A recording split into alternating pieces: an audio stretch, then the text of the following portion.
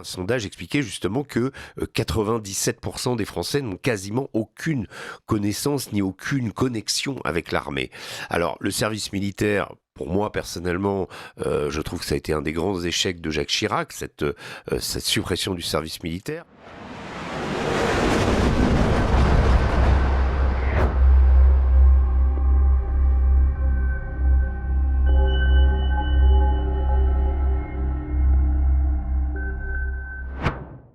Alors Régis Le Sommier, bonjour. Vous n'étiez pas là lundi, mais on vous retrouve aujourd'hui pour compenser, on va dire. Effectivement, alors le sujet qu'on voulait aborder avec vous aujourd'hui, c'était la question du service militaire. Emmanuel Macron le propose. On va y aller de but en blanc. Il a proposé un service militaire volontaire. Ce sera normalement expliqué aujourd'hui ou demain. On connaîtra le détail de toute cette affaire. Il supprime le SNU, il met en place cette proposition de service militaire volontaire. Déjà, qu'est-ce que vous en pensez? Et est-ce que ça peut être mauvais, un service militaire volontaire, en fait? Non, je pense que c'est pas du tout mauvais. Simplement, la vraie question, c'est la sincérité de la démarche. Est-ce que c'est une démarche qui s'inscrit dans l'installation qu'on sent bien chez Emmanuel Macron avec la communication élyséenne, péri-élyséenne, parfois maladroite, celle du général Mandon, justement, sur le fait qu'il faut accepter de voir nos enfants mourir et des choses comme ça. On sent bien qu'il y a cette décision s'inscrit, on va dire, dans des bruits de bottes qui se font quand même sentir de plus en plus, même si c'est à l'horizon 2035, on est quand même dans on va recruter dans ce service, les estimations, c'est peut-être 50 000 volontaires, 3 000 pour l'année prochaine. On est quand même dans des effectifs à taille relativement modeste. Il faut quand même préciser que ça va coûter, le Haut Commissariat au Plan l'a évalué à 1,7 milliard d'euros quand même. Alors, les chiffres effectivement qui sont donnés, c'est 400 millions annuels pour 10 000 jeunes. Donc 10 000 jeunes, ce serait l'objectif en 2027. Donc 2027, on arrive à 400 millions par an. Et ensuite, pour atteindre les 50 000, ce qui est l'idéal, on va dire, à 2035, c'est 2 milliards par an pour le coup, oui. Oui, donc là, on est quand même dans des chiffres assez conséquents. Il y a une volonté. Ce qui est intéressant, c'est que ça part. J'évacue la question de la guerre en Ukraine, de la Russie, de la menace russe, etc. pour constater l'état de la France et de ses rapports à l'armée. Aujourd'hui, la chose militaire concerne une toute petite partie de nos concitoyens, même si elle est importante. On a une armée de 200 000 hommes et que c'est 1 ou 2% de la population. Et un sondage expliquait justement que 97% des Français n'ont quasiment aucune connaissance ni aucune connexion avec l'armée. Alors, le service militaire, pour moi, personnellement, je trouve que ça a été un des grands échecs de Jacques Chirac, cette suppression du service militaire. Il y avait un creuset qui se faisait. On prenait la mesure du pays, comme on disait. Pour certains qui sortaient de milieux ou ruraux ou bourgeois, peu importe, on prenait pour la première fois, on goûtait à la mixité sociale, et un service militaire changeait beaucoup de choses dans la vie, et ça prenait vraiment la dimension du pays. Parfois ça suscitait des vocations, certains appelaient, rejoignaient les rangs de l'armée à la suite de leur service militaire. Aujourd'hui, ce lien ayant été rompu, on sent bien qu'il y a une volonté globale, pas que d'Emmanuel Macron. La plupart des candidats, Marine Le Pen l'avait inscrit dans son programme à la dernière présidentielle, plusieurs, même Jean-Luc Mélenchon. Donc on est dans un cas où on cherche à recréer le lien entre l'armée et la nation. D'ailleurs, Jordan Bardella a dit qu'il était favorable à cette idée d'un service militaire volontaire, encore une fois. C'est vrai qu'on critique souvent le manque de moyens mis dans l'armée française. Vous, Régis Le Sommier, faites aussi cette critique régulièrement en expliquant qu'en fait on n'a pas les moyens aujourd'hui de nos ambitions, des ambitions françaises.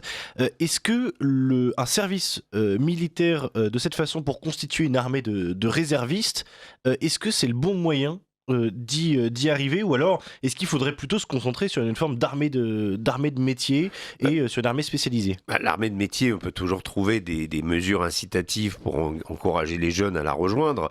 Il semble quand même que l'armée de terre en particulier, la marine, font des campagnes de recrutement régulièrement, mais que ces campagnes n'atteignent pas les objectifs. Là, encore une fois, on est passé dans un temps où l'armée n'est plus aussi présente qu'elle l'était avant. On est aussi face à une génération d'hommes politiques qui n'ont pas connu le service militaire ou qui n'ont pas eu de relation avec l'armée. Ce qui est même intéressant d'ailleurs, c'est qu'Emmanuel Macron lui-même n'a pas fait son service militaire. Pourtant, étant de 77, il aurait dû le faire. Il faisait partie des dernières classes à l'époque où c'était obligatoire. Il a prétexté à l'époque ses hautes études. Voilà. Beaucoup de gens se faisaient réformer justement bien sûr, pour continuer leurs études, et Emmanuel Macron en a fait partie. Donc on est face à une classe politique d'hommes, pour les plus, on va dire pour une grande majorité, qui n'ont pas de connexion avec l'armée, et il est important, me semble-t-il, aujourd'hui, parce que on prend conscience, à la faveur de la guerre en Ukraine, du fait que ça sert à quelque chose quand même d'avoir une armée. Pendant 40 ans, on nous a expliqué que c'était la variable d'ajustement du budget décroissant, et on a sabré l'armée, certains présidents peut-être plus que d'autres d'ailleurs, et ces 40 ans on va dire de réduction des budgets militaires qui nous mènent à une situation aujourd'hui où on se dit quid si un conflit majeur se produit, et un conflit majeur est possible, et on le voit avec l'Ukraine, on voit avec le retour de la guerre de haute intensité. Alors justement, ce qui semble assez paradoxal, je pense, pour beaucoup de Français, c'est qu'en fait, ils ne voient pas dans quel contexte un conflit de haute intensité pourrait arriver au point d'aller impliquer des réservistes. C'est-à-dire qu'en fait, effectivement, Oui. bon, notre armée de métier, elle a quand même 200 000 hommes aujourd'hui en France. L'objectif, c'est d'ailleurs de la monter à 210 000.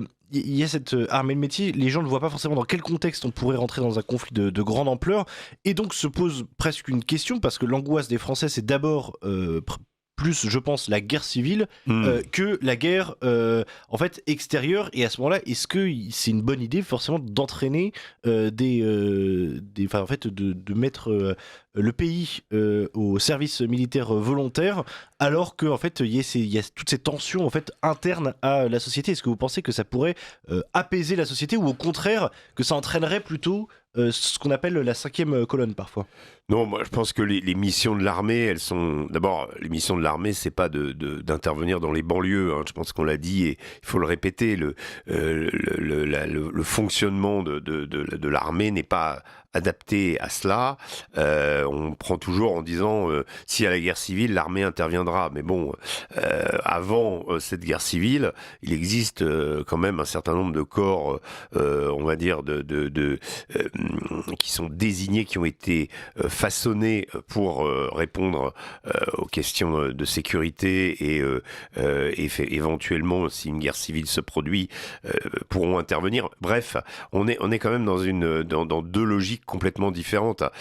Non, les appelés du service pourraient peut-être, en cas de guerre, on va dire, garder le territoire. Ce qui est intéressant, c'est que si on forme 50 000 jeunes dans le cadre d'un service militaire volontaire, on aura des Français qui auront des notions de maniement des armes.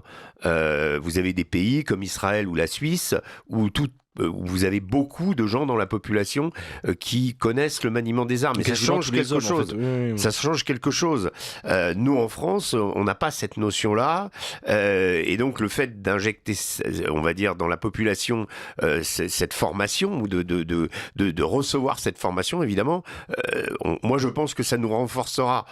Après, les problèmes intérieurs, les combats menés ici, effectivement, pour moi, personnellement, me semblent plus importants notamment le narcotrafic qui, aujourd'hui recoupe des dimensions tentaculaires qui occupent la plupart de nos autorités. Je viens de réaliser un documentaire sur la police municipale de Perpignan. Je suis en phase de montage du documentaire. J'aurai peut-être l'occasion de revenir en parler sur vos ondes. Avec plaisir.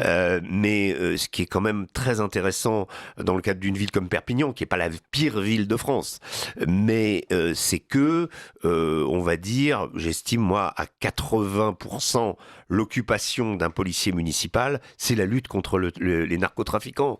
À la fois le harcèlement des dealers, parce que c'est ce que fait la police pour essayer, on va dire, au moment de la vente d'intervenir, au moment de perturber le trafic, et puis une exigence de la part de ces policiers de taxer le consommateur. Ça, c'est aussi des choses qui, au niveau de la loi, peuvent progresser, mais la lutte contre le narcotrafic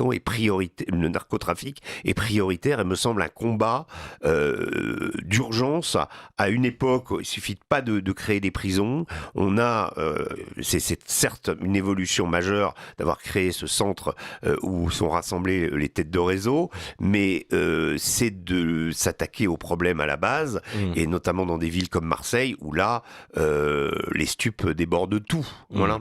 Oui, et puis quitte à prendre même en fait certains quartiers totalement en otage. Et c'est ça le danger numéro un. Pas les drones russes ou le cyber, les attaques cyber qui sont certes avérées, mais qui ne me paraissent pas être une menace existentielle aujourd'hui.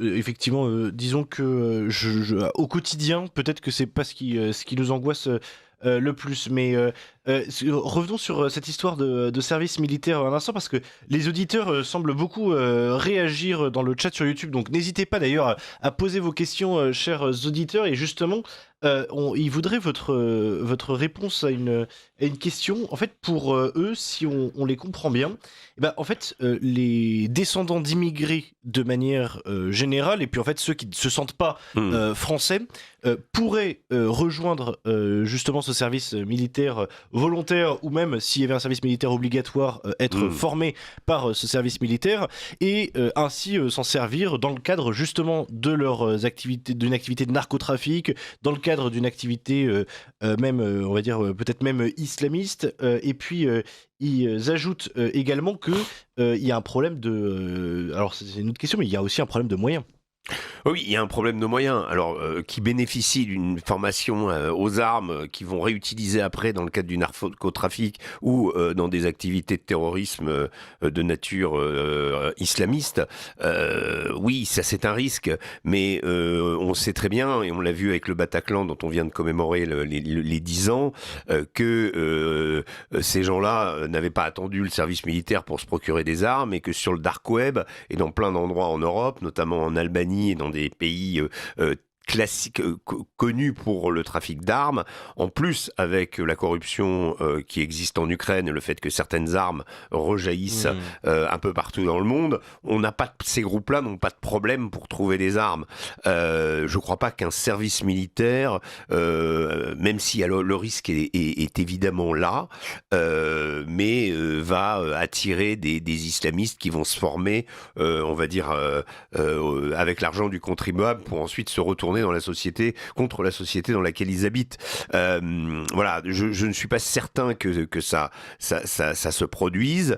En revanche, je pense qu'il y a un bénéfice, c'est-à-dire quand quelqu'un veut, on va dire, devenir français, authentiquement, sincèrement, le service militaire volontaire est peut-être aussi une manière de fabriquer des Français, puisque ça a toujours été la vocation un petit peu de l'armée, même à l'époque. Moi, j'ai un père qui était officier de marine et qui a commencé très très pauvre, et dont le Prytanée militaire de la Flèche a été c'est l'ascenseur républicain qui l'a suivi, et cet ascenseur républicain, on n'arrête pas de nous dire qu'il est en panne.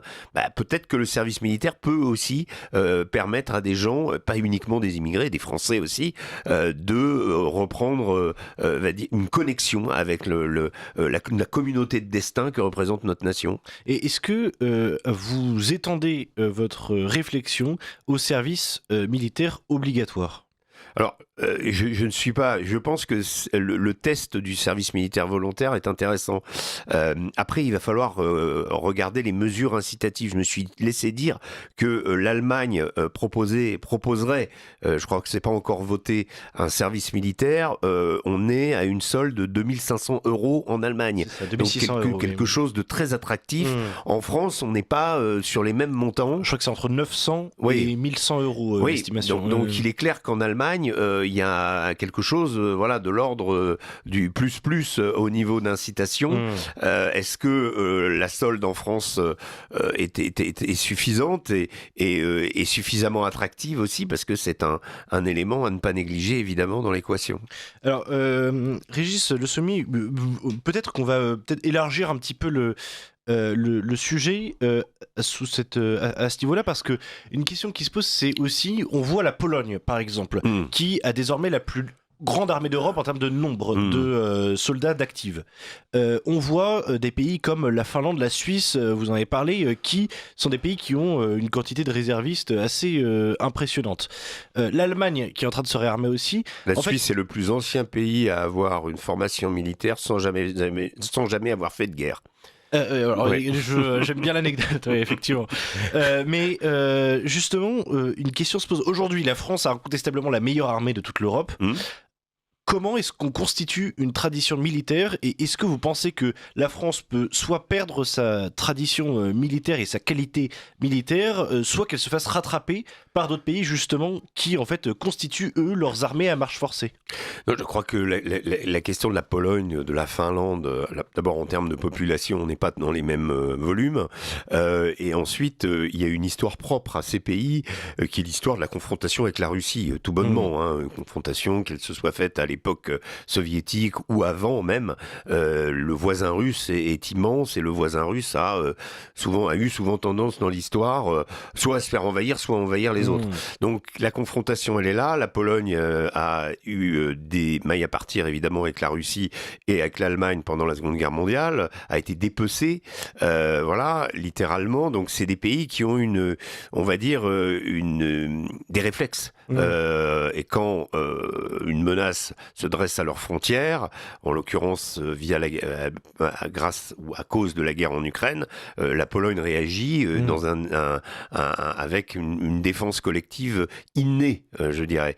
La France, c'est pas du tout pareil. Nous, on a une armée qui a été quelque part façonnée dans l'Empire, façonnée dans une France au-delà des mers, dans des expéditions coloniales, dans des guerres de décolonisation aussi, qui ont été très coûteuses et qui ont marqué l'imaginaire collectif et qui ont laissé des cicatrices.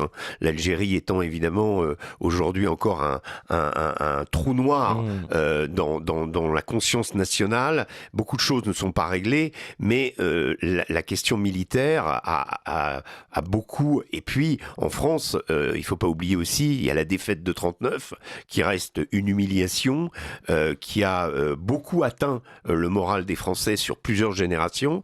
Et aujourd'hui, je crois que le problème, il est plus de renouer le lien. C'est-à-dire, et là, les politiques ont leur mot à dire et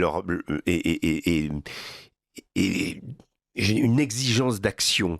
Quand on commence à nous dire qu'il n'y a pas d'identité française, comme l'a dit Emmanuel Macron, ou de culture française, quand finalement, de reniement en reniement, il suffit de relire le livre marquant d'Éric Zemmour, Le suicide français, pour rappeler tous ces renoncements à des choses importantes de l'idéal national. Eh bien, on a d'autant plus de mal à se dire, mais pourquoi on irait se battre? Et se battre pourquoi, finalement? Puisqu'on est une masse d'individus atomisés, plus d'ailleurs tournés de plus en plus vers leur communauté d'origine. Il n'y a pas que les musulmans, les catholiques aussi, il y a du régionalisme aussi. On s'intéresse à ce qui est proche de soi, parce qu'on se dit, pourquoi se diluer dans cet ensemble, et pourquoi se battre et donner son sang pour lui? Alors, pour terminer cette réflexion, je veux raconter, parce qu'il y a aussi l'échelon européen qui perturbe encore plus cette relation, c'est-à-dire que ce fédéralisme à marche forcée qui profitent de la guerre en Ukraine pour essayer de s'imposer en Europe, avec la complicité de Madame von der Leyen, mais aussi d'Emmanuel Macron, Gabriel Attal, toute cette classe politique est européiste. Il pense que, et le général Mandon nous expliquait tout à l'heure, quand il a fallu justifier de sa petite phrase, il nous a expliqué que les valeurs européennes étaient formidables. Bon, on ne sait pas quelles valeurs, mais bon. Je me souviens d'une réflexion que j'avais eue que m'avait livré Pierre de Villiers, l'ancien chef d'état-major des armées. Il m'avait dit qu'il était, selon lui, parce qu'il s'est intéressé, il a fait des tournées en France, il a établi des contacts en banlieue, notamment autour de son livre qui s'appelait Qu'est-ce qu'un chef juste après son départ de l'armée.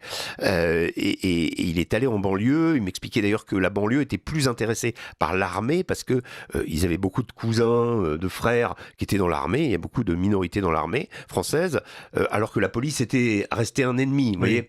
Donc il y a une relation très intéressante avec les différentes parties de la France et l'armée. Et ce que me disait Pierre de Villiers, il me disait, il est toujours possible aujourd'hui de convaincre quelqu'un d'aller mourir pour la France. C'est possible. Il y a des soldats qui sont morts en Afrique, que nous avons perdus dans les expéditions, sur Barkhane, sur Serval, sur Chamal, en Afghanistan également. Nous avons perdu des hommes. Mais il me disait, c'est beaucoup plus difficile de convaincre quelqu'un de mourir pour Bruxelles. Et la simple réflexion fait sens. On va se battre pour quoi ? Pour un marché, pour un ensemble hétéroclite de 27 pays qui, certes, sont l'Europe, mais ont quoi en commun fondamentalement ? Non. Donc il faut retrouver, à mon sens, l'idéal national. Il faut recouvrer notre souveraineté dans bien des aspects. Et les hommes politiques de l'avenir, je pense, se situeront sur cette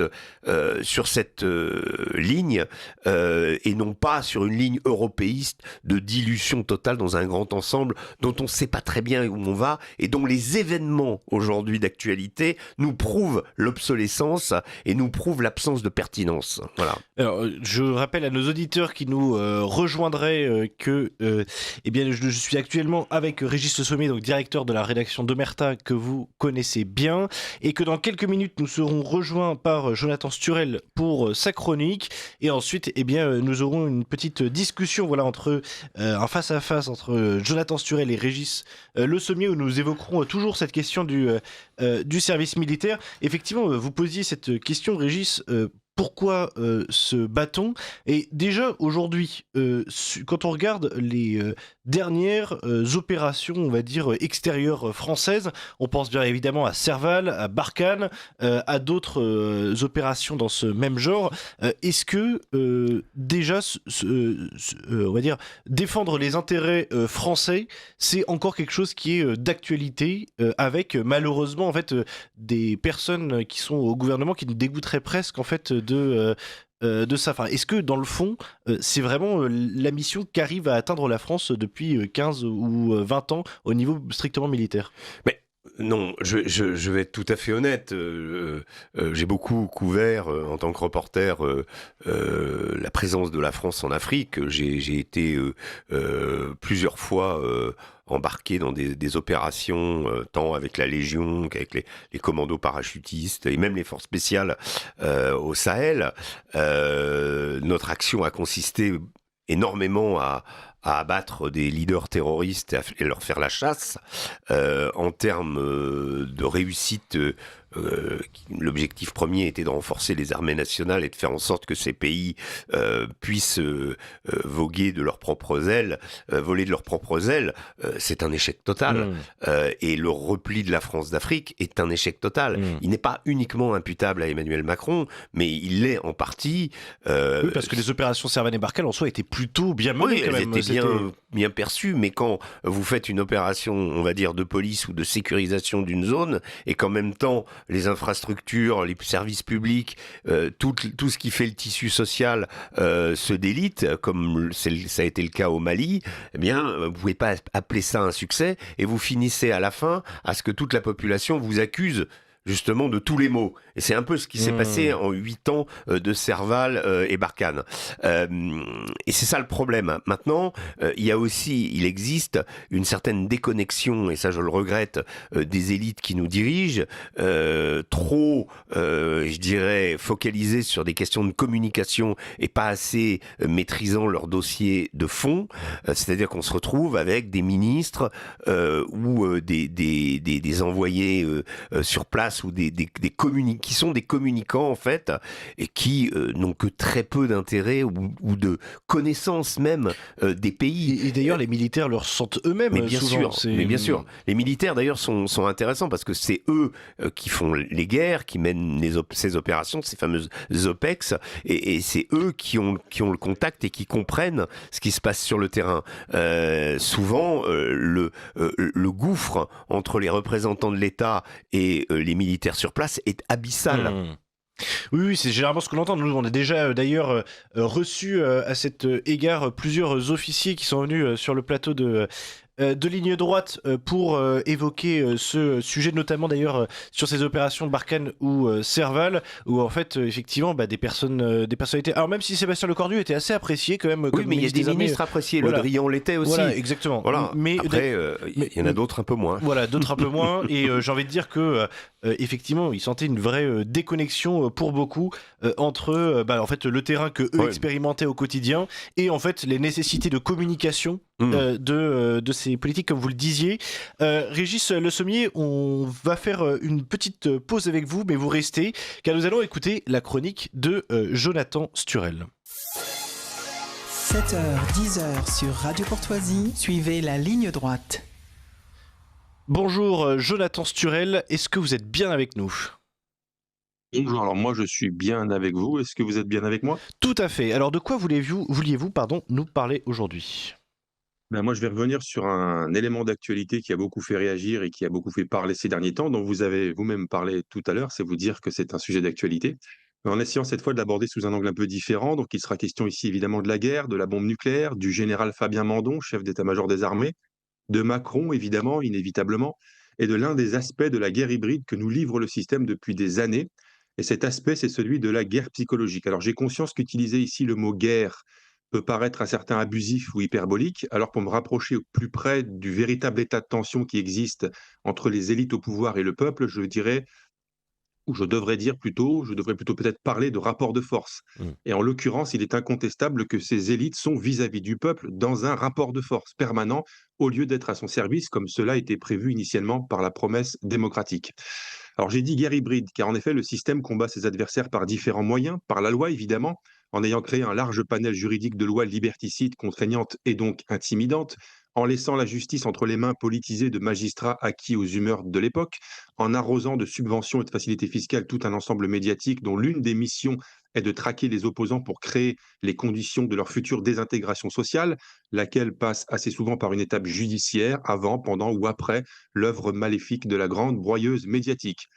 Pour nous tenir à sa merci, le système peut également compter sur le divertissement de masse, abrutissant par essence et par effet, chargé lui d'aspirer les énergies pour les détourner et les faire se perdre dans la consommation cathartique des forces vitales en général et des forces sociales en particulier.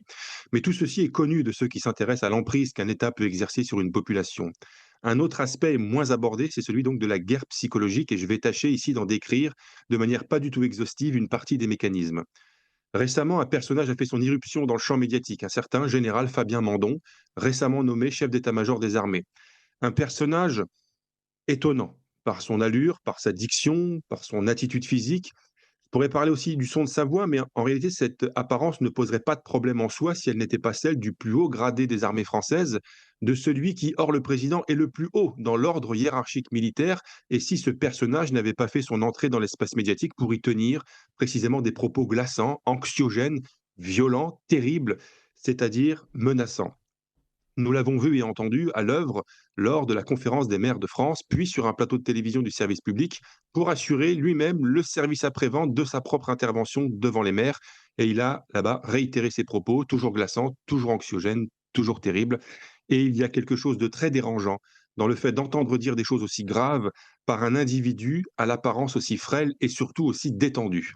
Alors, cette façon qui est la sienne de dire des choses aussi graves, avec ce petit regard rieur, ce petit sourire en coin, cette petite voix de castrat, avec ce petit air de ne pas y toucher, en usant du même ton léger que s'il parlait de la météo du jour ou d'une recette de cuisine, alors qu'il évoque la guerre potentielle entre les puissances nucléaires, me fait penser à ce mot redoutablement pertinent de l'écrivain contre-révolutionnaire du 19e siècle, Louis de Bonald, qui disait, je cite, on peut être modéré avec des opinions extrêmes.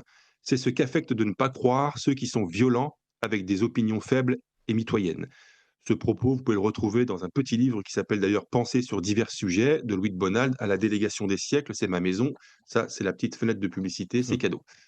Donc culturellement et même du point de vue de la chimie du cerveau, nous associons automatiquement les propos graves et terribles à une certaine façon elle-même grave et terrible de les énoncer. De même que nous associons la légèreté de propos avec la légèreté de ton.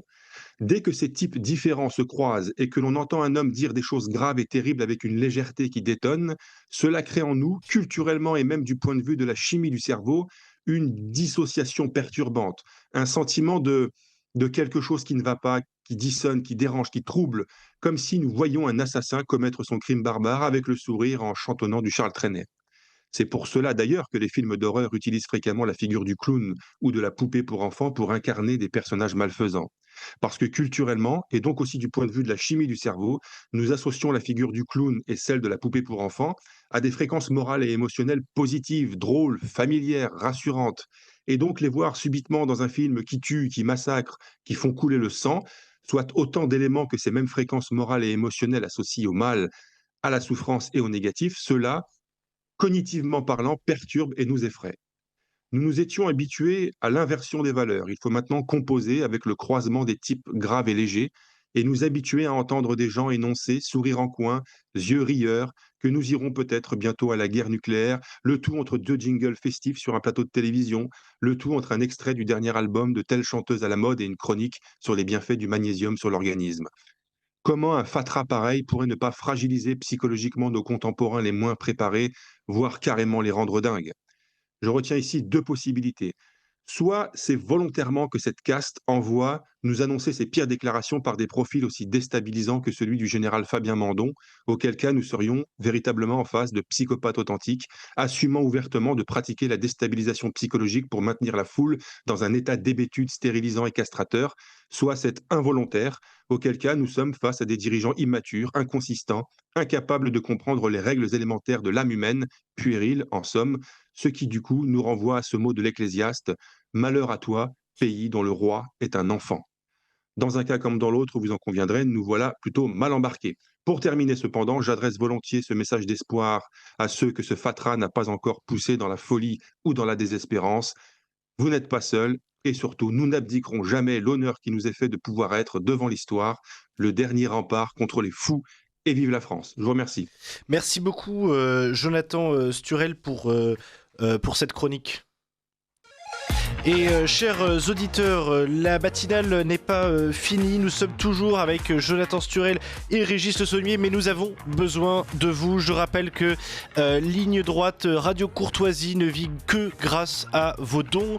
Vous n'êtes que 2%, si je ne dis pas bêtise, à donner à Radio Courtoisie. Et dites-vous bien que, encore une fois, si vous donnez 10 € à Radio Courtoisie, 100 € à Radio Courtoisie, 1000 € à Radio Courtoisie, eh bien vous ne paierez que 33% de cela, car le reste est défiscalisable. C'est bien ça, Franck ? C'est ça, et vous volez un peu d'argent à notre patron Emmanuel, vous voyez, le grand Emmanuel, donc on peut y aller, soutenir.rc.fr pour faire un don en ligne à Radio Courtoisie et lui permettre de continuer le combat et de défendre vos idées.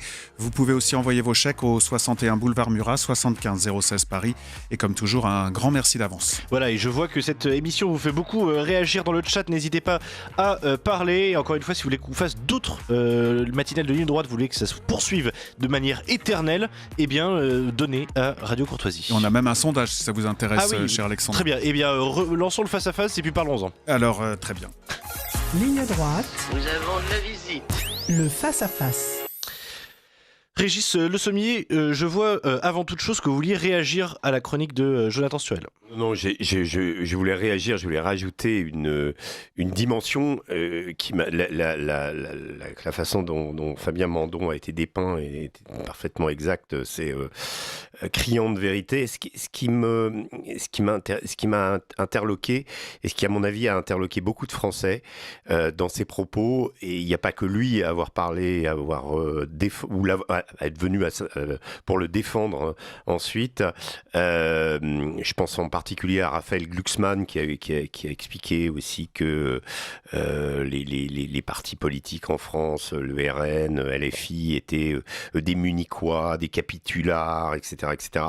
C'est que je pense que quand les gens voient Fabien Mandon, Raphaël Glucksmann, Emmanuel Macron, ils savent d'instinct tenir ses propos et parler des enfants. Ils savent d'instinct que ces gens n'enverront jamais, ces gens qui parlent de ça, n'enverront jamais leurs enfants dans quelques cas de figure combattre dans les tranchées en Ukraine ou ailleurs. Voilà. Et c'est ça qu'il y a de plus, à mon avis, choquant dans ces propos, c'est-à-dire on retombe, on a l'impression de retomber dans des choses qu'on a perçues avant, des générals Nivelle pendant la Première Guerre mondiale et autres, qui finalement, ce qu'on appelait les planqués de l'arrière, des gens qui disent aux autres d'aller se battre, mais qui ne font pas la guerre.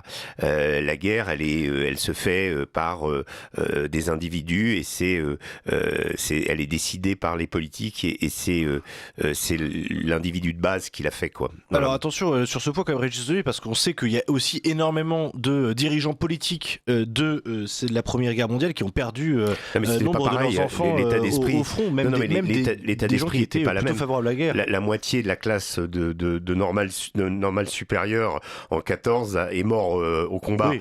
C'est une guerre qui a tué le premier grande figure à être tué en 14, c'est Péguy, donc qui tue un poète, et le dernier c'est Apollinaire qui tue un poète aussi. Donc à l'époque, on allait au front, les officiers mouraient en avant de leurs hommes. C'était pas du tout la même mentalité qu'aujourd'hui. Mais ce que je veux dire, c'est que je parle plutôt des gens qui disent aux autres d'aller mourir et qui restent planqués à l'arrière. Et là, on a quand même cette impression-là, on se dit, mais attends, voilà, on nous demande cet effort-là, mais ces gens-là, eux, ne le fourniront pas.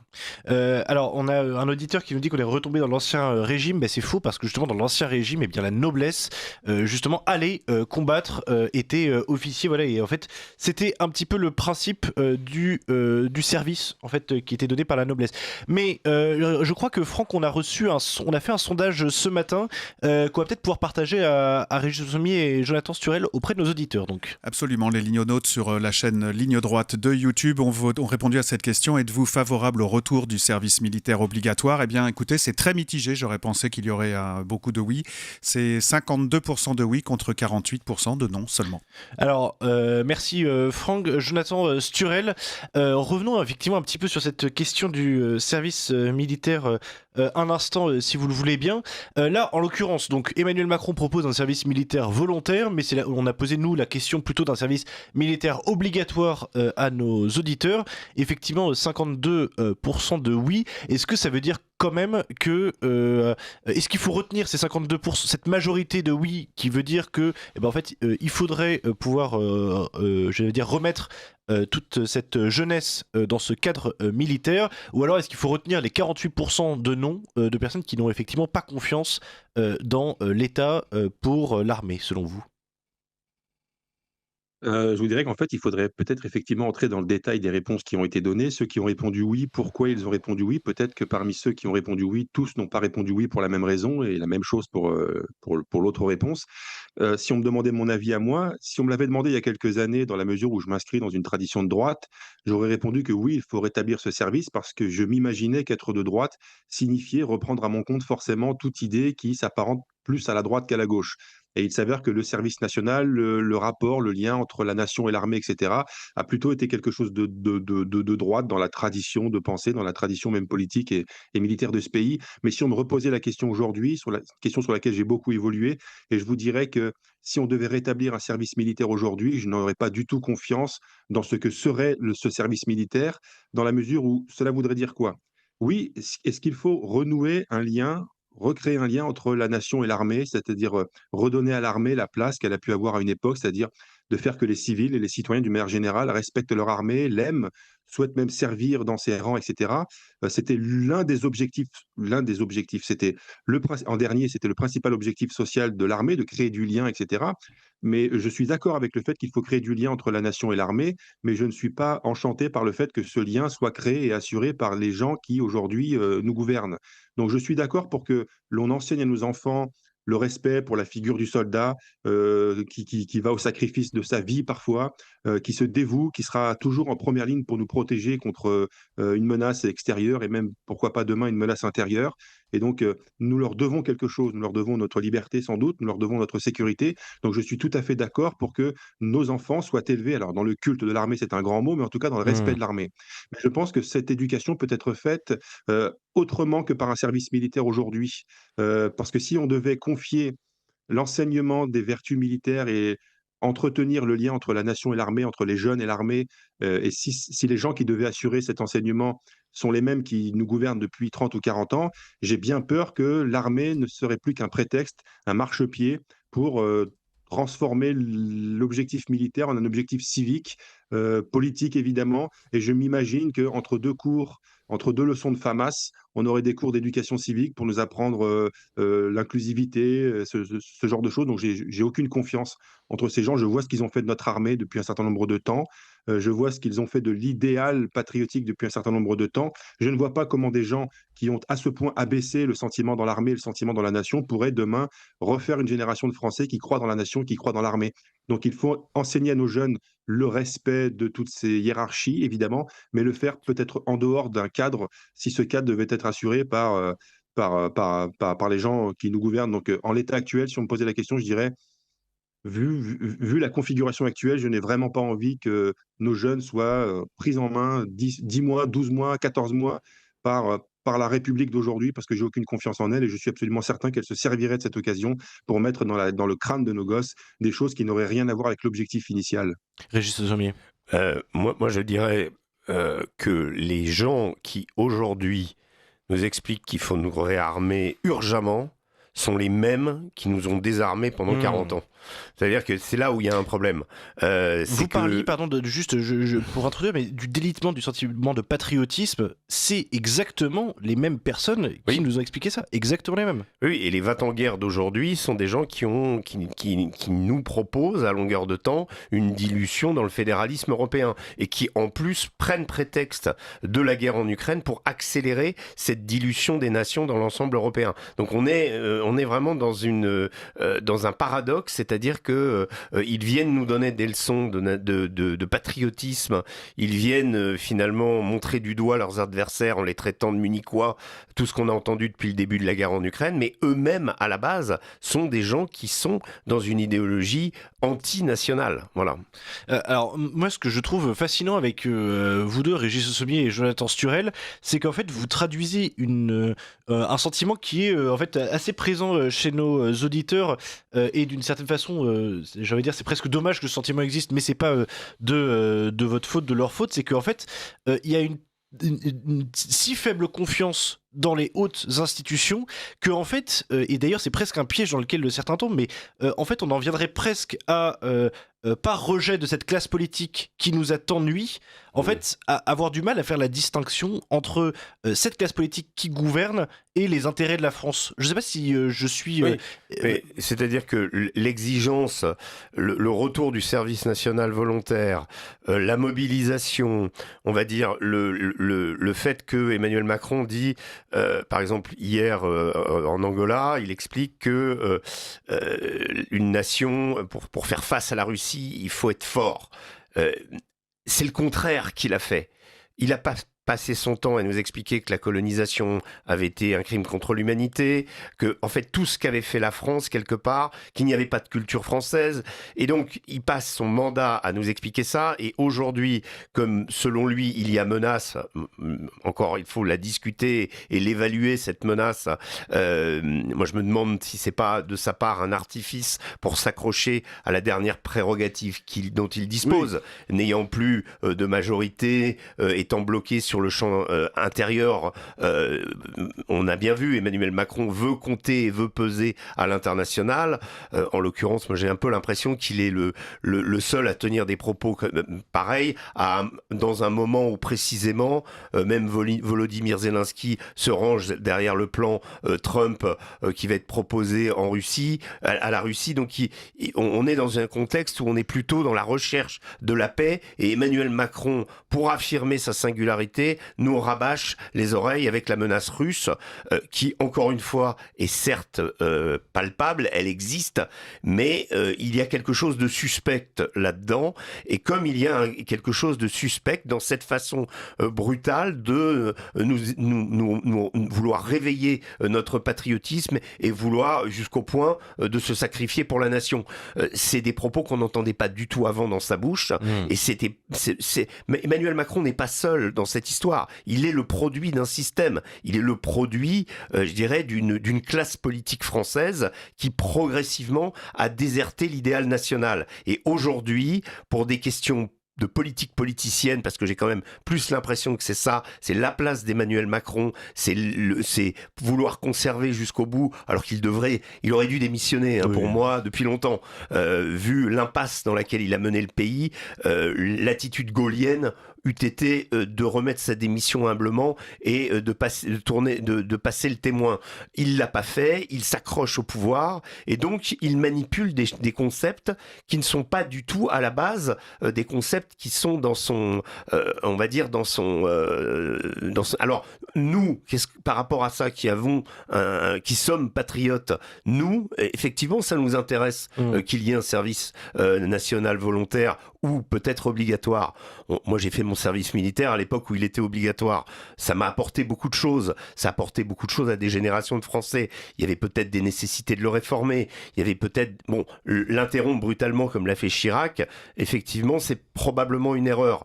Maintenant, il faut retisser ce lien, faire en sorte que la nation française, dont je vous dis 97% des Français n'ont aucun contact avec leur armée.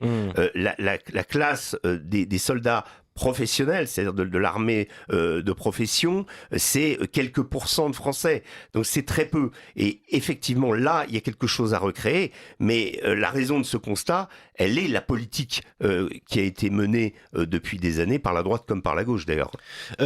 Jonathan Sturel, je reviens avec vous. Comment on fait justement pour faire la distinction entre ce que veulent les dirigeants actuels et ce qu'ils ont réalisé, et ce que doit obtenir, enfin ce qu'on doit donner à la France.